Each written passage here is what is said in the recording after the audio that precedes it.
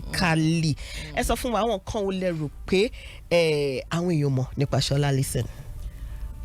Nǹkan tí wọ́n mọ̀ nípa Sola Allyson, mo feel pé nǹkan tó yẹ káwọn èèyàn mọ̀ náà ti mọ̀. Okay. Kò ṣe gbogbo kan lèèyàn máa expose ara ẹ̀ fún. Èmi jẹ́ èèyàn tó yẹ pé tí bá ń kọrin, mo máa ń fi sọ̀rọ̀ ṣítí nígbà tí mo bá ń kọrin. Then tí bá ń sọ̀rọ̀, it seems I'm very blunt, but as blunt as I am, I'm not even saying half of the things I'm thinking about. I'm not even saying half of the things that are happening in my life. Nǹkan tí mo believe pé ó bá ìpè mi mú, tí mo believe wípé ìpè mi láti jẹ́ bí ìtùnú fún àwọn èèyàn, láti sọ̀rọ̀ ìrètí, láti sọ̀rọ̀ encouragement and all of that, ní kọ́ ni mo mọ̀ pé mo dẹ̀ believe pé nǹkan tó yẹ kó mọ̀ wọ́n ti mọ̀. Kí ló dé? Sola Allyson ni mi obìnrin. Okay, boy, mi feel pé lọ́kàn mi àwọn nǹkan mi wà tó yẹ pé ó yẹ kẹ́ jẹ́ ká mọ̀ táwọn èèyàn mọ̀ tẹ́lẹ̀ fẹ́ sọ fún I don't know. Kí lẹ̀ wá kiri kí ló sọ lọ́wọ́ yín tẹ̀ wá. Kí lè táwọn èèyàn believe pé ẹ wà very blunt, no? Kí lè tẹ̀ rò káwọn èèyàn ṣe believe pé blunt? I think, and I'm not really blunt o, mo kàn án sòótọ́. I mean, tí ó bá yẹ ká sọ̀rọ̀ ká sòótọ́, tí ó bá necessary ká sọ̀rọ̀ ká má sọ̀rọ̀, but tá bá ní láti sọ̀rọ̀ ká sọ̀rọ̀ síbi tọ́rọ̀ wà, ká sọ̀rọ̀ tó ṣe yẹ ká sọ̀rọ̀. So I mean, I think that's the reason why. And another person come and assume ṣe máa ń pé torí irú iṣẹ́ tá à ń ṣe, èèyàn mi ṣe kọ́ farabalẹ̀ láti take time láti mọ̀ èèyàn gẹ́gẹ́ bí èèyàn tí èèyàn jẹ́, wọ́n á kàn assume pé àtòrójó olórin kìíní kan, then àwọn èèyàn máa ń fẹ́ feel cool pé wọ́n mọ̀ nǹkan pa àyàn, wọ́n kàn sọ nǹkan tó bá fẹ́ tí ó dẹ̀ rí bẹ́ẹ̀, ṣe mọ̀ tí ó dẹ̀ rí bẹ́ẹ̀. Èmi tí máa ti di microphone mú, ó máa ń jàbẹ́ ní pé ẹ̀mí kan máa ń gbé mi wọ̀ tí ò kì í ṣe mí.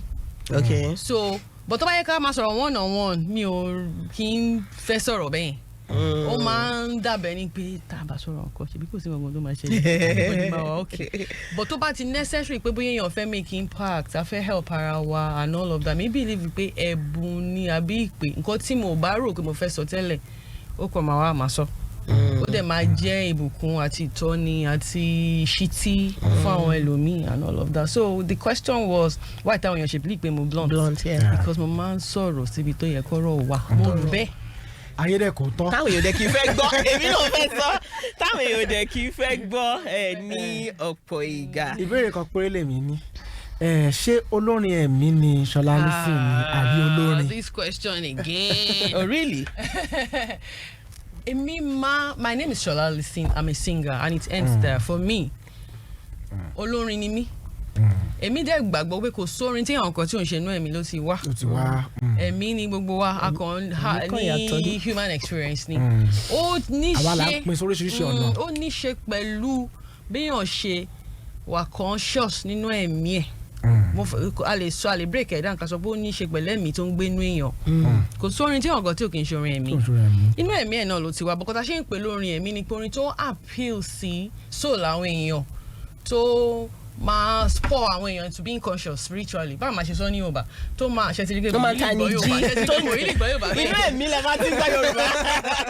Orin tó máa tàyàn jí nínú ẹ̀mí. Orin tí ó máa jẹ́ kéèyàn mọ̀ pé ibi tí mo wà yìí, ṣé ibi tó yẹ kí n dé dúró ni àbó yẹ kí n ṣe nàgà sókè láti mọ̀ sí nǹkan tí a classify as orin ẹ̀mí nìyẹn, for the sake of the question pé okay orin ẹ̀mí nìyẹn. So tí wọ́n sọ pé ṣé olórin ni mí àbó olórin ẹ̀mí, olórin ni mí. Olórin ni mí ṣá, mo believe olórin ni mí, mò ń kọrin, òǹkọrin ni mí, then akọrin ni mí. Ẹ kọrin sílẹ̀, ẹ dẹ̀ tún gbé ohun orin singer. jáde as a song. So olórin ẹ̀mí àbó olórin ara àbó yẹn wà subjective actually. Because orin mi wà don't present for us orin ẹ̀mí, but tá gbọ́ bá ṣe feel nígbà tá gbà mọ̀ pé kò ń ṣorin ẹ̀mí, but that's not the discussion for today. So kó má dàbẹ̀ ní gbẹ́nu mi gbọ́rọ̀. Àwọn orin mi gọ́lẹ̀ tí wọ́n wà sọ pé kò kí ń ṣe orin ẹ̀mí, but ṣùgbọ́n tẹ bá gbọ́ ó dùn bí ó jẹ́ kẹwàá conscious pé ó dàbí pé mi Olúwa ń bá mi sọ̀rọ̀ bí báyìí. bẹ́ẹ̀ni ó máa fún ní ìrírí ohun ẹ̀mí. Ó dáa. Káàbọ̀, àdúpẹ́ pé ẹgbẹ́ kúrò ní ìkànnì Lagelu 96.7 FM. Lẹ́ẹ̀kan gbà tá à ń béèrè lọ́wọ́ yẹn, a sọ fún yín pé a ń retí àlejò pàtàkì kan lórí ètò lónìí. Mi ò ní best speaker. Ẹ̀yin ẹ ṣáà lọ sórí Facebook wa. Ẹ lọ identify àlejò yẹn. ẹ wá pè sórí fóònù yẹ ká assignment yẹn pọ̀ díẹ̀ ẹ lọ sórí Facebook wa ẹ lọ identify àlejò yẹn ẹ wá pè sórí fóònù láti sọ fún wa pé àlejò báyìí òun ló wà lórí ètò Kí la rí gbọ́ lọ́sàn-án ti tòní Fọlákẹ́mi máa ìṣòro kan tèmi rapping daddy wà lórí ètò àlejò wa náà wà lórí ètò ọkọ mi má sọ fún mi wípé ìwọ ló ń gbàgbé pé Valentine kan ṣe kinní kankan gbogbo nǹkan ni mo fẹ́ o gbogbo nǹkan ni mo fẹ́ mi ìfìfẹ́ ṣeré o lọ fọkàn balẹ̀ mi ìfìfẹ́ ṣeré o ìwọ kankan lè kàn máa sọ fún pé Fẹ́mi bí eyín ti ń God of mercy tó bá kàn ní ẹdẹ lẹ kò sí Valentine gift fún mi tó bá ti kọ́ délẹ̀ tó bá ṣe Valentine fún mi tó bá ti kọ́ délẹ̀ Fẹ́mi bí irun ti ń forí ó ti tán mo gba line kan nǹkan tó bẹ̀rẹ̀ ẹ̀kọ́ nìyẹn. Fẹ́mi bí eyín ti ń fẹ́ ẹnu. irọ́.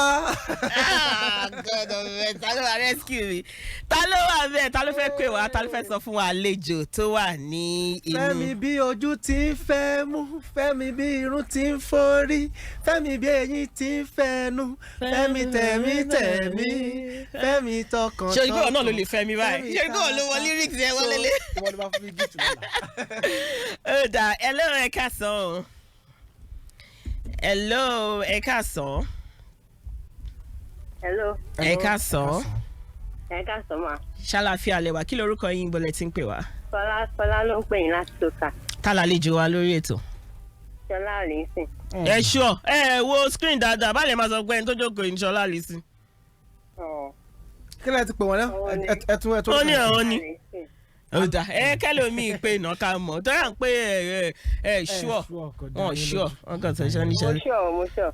Ẹ ṣọ́ ó yẹ kọrin kan tọkọ tí ò ń ṣe èjì òwúrọ̀ ẹ wọ́n kejì òwúrọ̀ tó yẹ kí yẹn.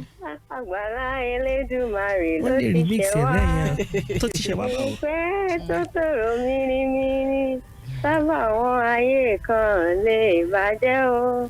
Olólùfẹ́ fẹ́ràn mi láì ṣe kéwì nìkan kọ́ ni mo láìkì fẹ́ pàtẹ́ fúnra yín ẹgbà ẹ má jáde ayé lágara nítorí kò sásìkò púpọ̀ ẹ̀yin àlejò ẹ̀yin tẹ́ wà nílé Sola Allyson ọba ní àwọn nọ́bà alálejò lọ́sàn tó ní ṣàlàáfíà lẹ́wà. àlàáfíà mo wà ó ẹ̀yin kọ́. àlàáfíà ṣé mo bá yín dáadáa. dáadáa lè bá wa. ẹ kúlé o ẹ̀yin Ìbàdàn.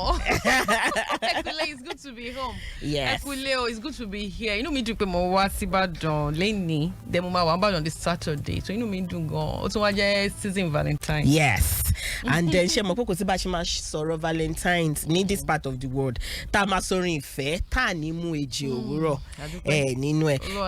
nǹkan tó tún wá dùn mọ́ mi nínú ni pé Ọlọ́run wá jẹ́ kó mọ lórí èjì òwúrọ̀ nìkan tó jẹ́ orin ìfẹ́ ọ̀pọ̀lọpọ̀ àwọn orin yín náà mo lè sọ pé orin ìfẹ́ ni ṣùgbọ́n àwọn kan wà specific